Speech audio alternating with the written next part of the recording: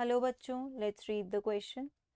So the question over here says, discuss one example based on your day-to-day observations showing how loss of one species may lead to extinction of another. ठीक है, क्या कह रहे हैं? हमें एक example discuss करना है जिसमें एक स्पीशीज के लॉस से दूसरी स्पीशीज का भी एक्सटिंक्शन हो जाए.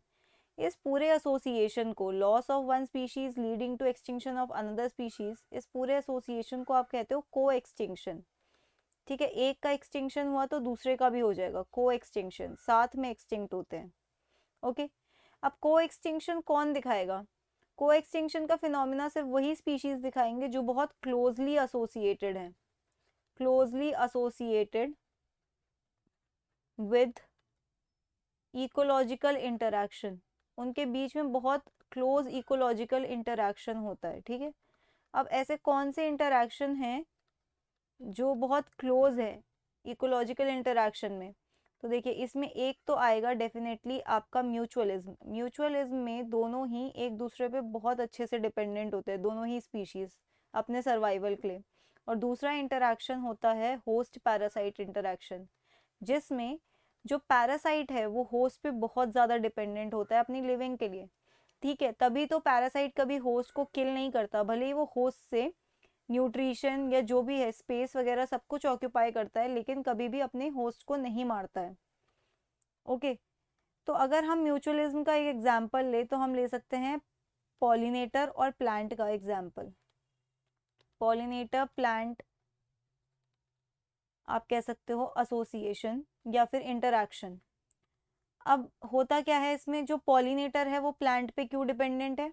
जो पॉलिनेटर है वो प्लांट पे इसलिए डिपेंडेंट है क्योंकि प्लांट उसे नेक्टर प्रोवाइड करता है. और प्लांट का क्या होता है, पॉलिनेटर उसके सीड्स को डिस्पर्स कर सकता है. राइट, तो देखो होता क्या है, अगर पॉलिनेटर चला गया, if pollinator gets extinct, pollinator extinct हो गया. अगर पॉलिनेटर एक्सटिंक्ट हो गया तो नो पॉलिनेशन. और अगर प्लांट का पॉलिनेशन नहीं होगा तो उसके सीड्स कभी जर्मिनेट नहीं कर पाएंगे. राइट, उसके सीड्स कभी जर्मिनेट नहीं कर पाएंगे और प्लांट स्पीशीज आगे बढ़ेगी ही नहीं. तो प्लांट का एक्सटिंक्शन हो जाएगा, प्लांट का एक्सटिंक्शन. और अगर सेम चीज़ हम प्लांट के बारे में बोलें, अगर हम प्लांट के बारे में बोले तो जो प्लांट है, अगर प्लांट नहीं रहा, इफ प्लांट गेट्स एक्सटिंक्ट, ठीक है, अगर प्लांट एक्सटिंक्ट हो गया फिर क्या हो जाएगा? अगर प्लांट एक्सटिंक्ट हो जाएगा तो नो नेक्टर. और अगर नेक्टर नहीं होगा तो पॉलिनेटर भी नहीं होगा, पॉलिनेटर एक्सटिंक्ट. ठीक है, इस तरीके से क्लोज एसोसिएशन की वजह से अगर एक भी चला गया तो दूसरा भी एक्सटिंक्ट हो जाएगा.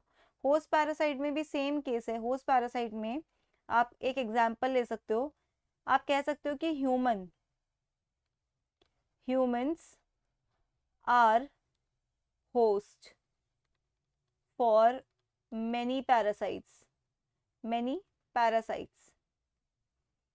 ठीक है, अब ये पैरासाइट्स क्या करते हैं, ह्यूमंस पे डिपेंडेंट है अपनी लाइफ साइकिल कंप्लीट करने के लिए.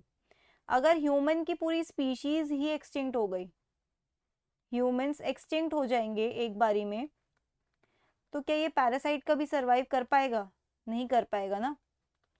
Parasite won't be able to complete its life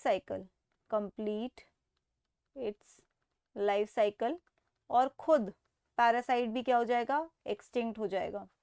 parasite extinct, वो सारे पैरासाइट एक्सटिंक्ट हो जाएंगे जो ह्यूमंस पे डिपेंडेंट है. Okay, so that's it for the question. I hope you understood it well. Best of luck.